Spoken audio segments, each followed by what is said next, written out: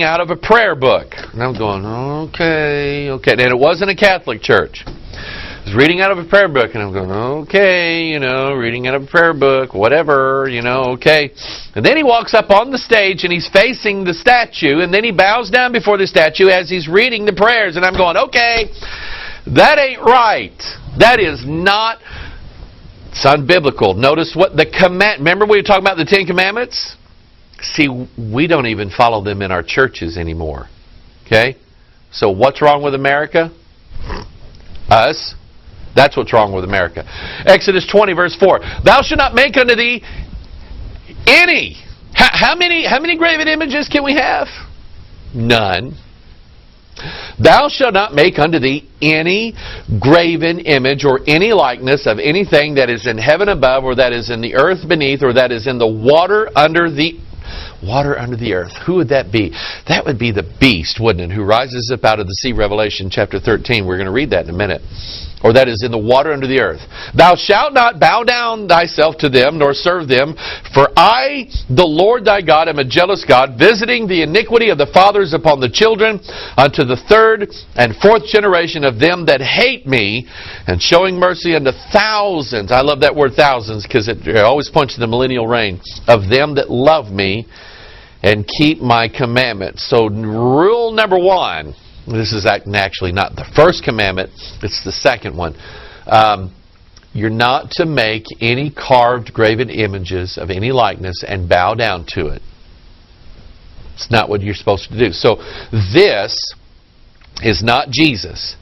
It is a king, notice the crown, it is a king of fierce countenance, and it just happens to be 33 meters tall. Now, the people of the town, you read the article, the people of the town said, oh, we built this, and we built it 33 meters tall because we don't want everybody to know it's Jesus. Okay? Because we've dealt with this number before, the 33 Chilean miners. The number 33, and here's how you can tell the difference, okay? If you see this 33 and it points you to Jesus dying on the cross, rising in on the third day, giving victory over man's sins and all this stuff, then okay, yeah, that could be. But if you see a 33 something and it's a big gigantic statue of a god, it's not Jesus, okay? This image, in fact, here is, where is it? It's at the other table over there. Let me show you a picture of it.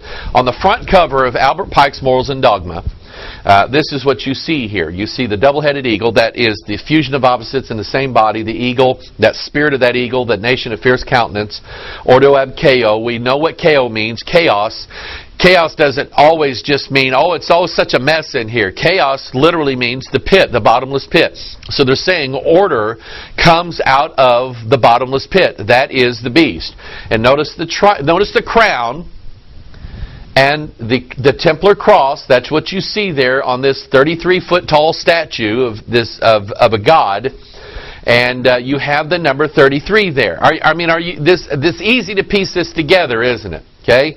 And so anyway, this is not an image of Jesus. It's a picture of the Antichrist. Now I'm going to show you a piece from Manly Hall's The Secret Teaching of All Ages. Now I referenced this book a lot. This book is about 700-800 pages, and it is loaded with, Manly Hall did his research. He was lost. He was a Mason, Masonic philosopher and all this stuff. But he did his research and he compiled it all together into this big gigantic book called The Secret Teachings of All Ages. And he talks about the mystery religions in just about every corner of the earth, in every civilization, and how pretty much they all pointed in the same direction. And that is down. They're all referring to the beast that was and is not and shall be. So here's what Manly Hall said concerning these big images. He said, far-sighted were the initiates of antiquity. They realized that nations come and go, that empires rise and fall, and that the golden ages of art, science, and idealism are succeeded by the dark ages of superstition.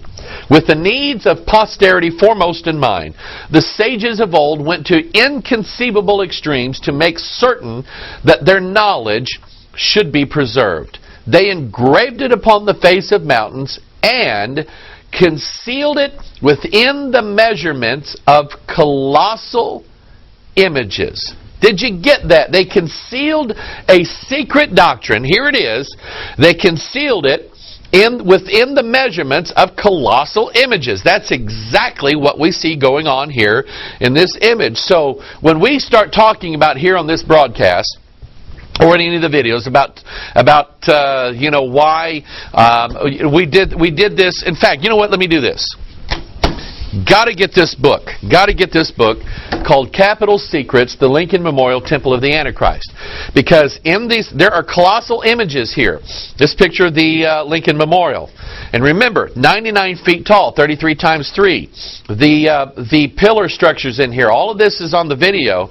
But I show you, I break it down piece by piece, what this monument is all about. And Manly Hall said, there is a secret doctrine concealed inside of this thing. So if you want a copy of this book, just call or write us, and we'll get that to you forthwith. Now remember what the book we talked about the book of Revelation. Remember what Revelation said, Revelation 13:14. This is concerning the false prophet. It says, he deceiveth them that dwell on the earth by the means of those miracles which he had power to do in the sight of the beast, saying to them that dwell on the earth, that they should make an image to the beast, which had the wound by a sword, and did live. Now get this.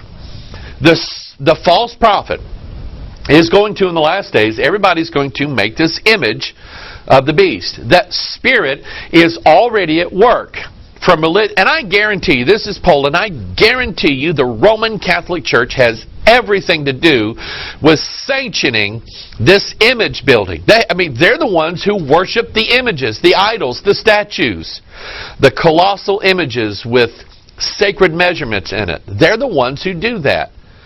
The spirit of the false prophet is already moving right now. You remember, I couldn't remember where to get the picture of this from. We dealt with this here several months ago. There was, I think it was an Assembly of God church that out in its front, visible from the highway, there was this giant statue of a Jesus figure doing this, rising up out of the ground. And I'm going, of course it was struck by lightning. Okay? And I talked about that in this broadcast, and I'm going, you know what? Good for them. They had it coming. God told them not to build an image, and they built an image. The spirit that they were following was not the Spirit of Christ, because He doesn't build images. And He doesn't tell His people to build images. The spirit that they were following was the spirit of the false prophet that said, build an image. Build an image. Okay? This is the world that we live in. And I love people in this world. But I hate the world. I hate it. In the last few weeks, we've been preaching here on Sunday morning about the works of the flesh versus the law of the Spirit of Christ. And the older I get, the more I absolutely hate Mike Hoggard. Okay? I even hate the name. Because that name, some people know that name, and they say, oh, Mike Hoggard this and Mike Hoggard that. In some cases, justly so. I was explaining to some people there that when I was having an MRI done on my shoulder, that's where they found out all the tears and everything like that. They made the mistake of asking me, tell us about this electrocution and what happened and all this stuff. And I give this testimony on several of our videos. But I got a chance to witness to them, and I said, there's a lot of religions out the world that tell you that if you do good deeds and be good, then you can go to heaven. I said, the truth of it is, we're not good people. We do bad things. We do very bad things. And the older I get, I hate the name Mike Hoggard because it's associated with some bad things. And I know that one of these days, by the grace of God, I'm going to get a new name. You won't know me as Mike Hoggard in heaven. I don't know what you're going to know me as, but I just know that it won't be that name. Abram had a name change. Saul had a name change. And I'm going to get one too. I hate my flesh. I hate the fact that I'm weak in areas in my body, and I'm going to have surgery on my shoulder. I hate the fact that's going to put me out of the saddle for a while. I hate my flesh. I hate the aches and pains that I have. I hate the fact that I have to get new glass lenses every year.